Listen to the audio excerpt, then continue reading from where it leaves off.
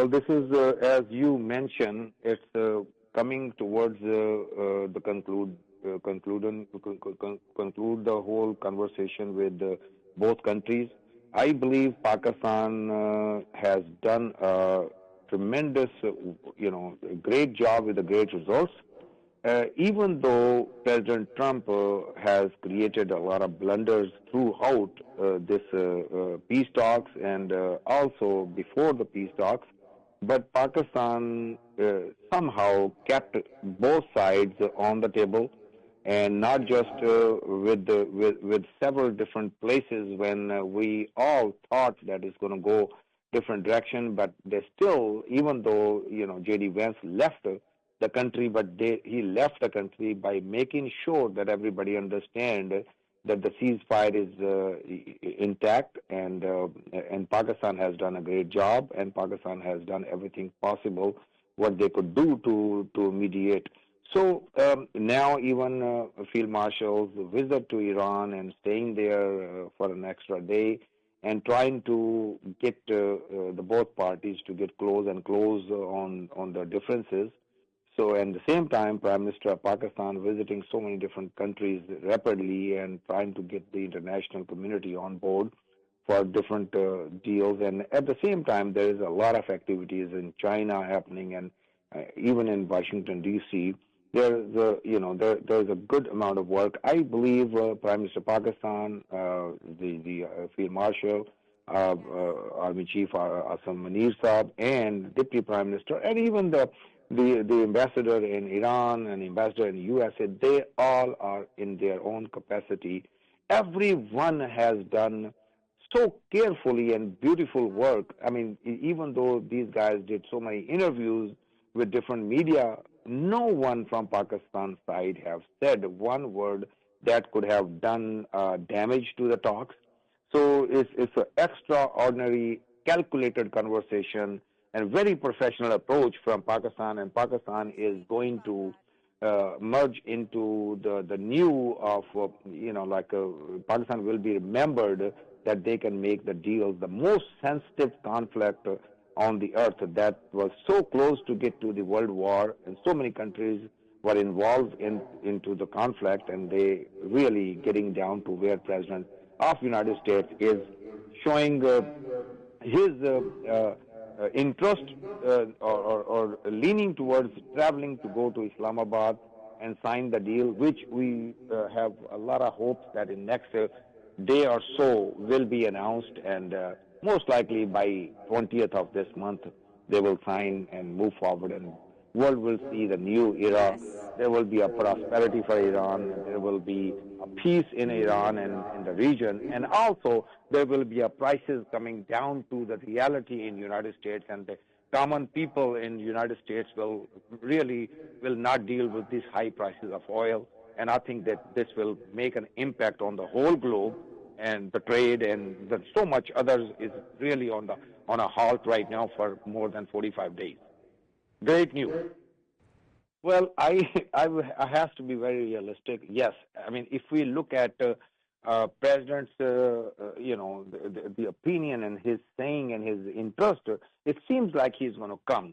But we, at the same time, understand it's a huge undertaking for the President of the United States to go to Pakistan unscheduled. I mean, his schedule is always very tight, and it's very way ahead maintained. But if I believe if it doesn't, I mean, if some reasons if he decide that he can't go, then I see the same thing happening in Washington D.C. and most likely Field Marshal or maybe Prime Minister. So these high-level delegation from Pakistan will come exactly the same way they went to Tehran and got the things done.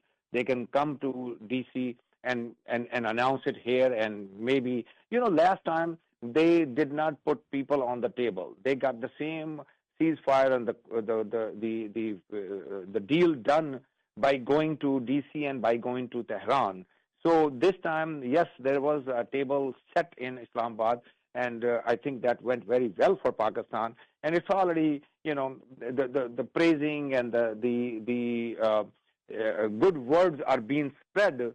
So even though if they have to come to DC and get the whole job done, I don't see any problem.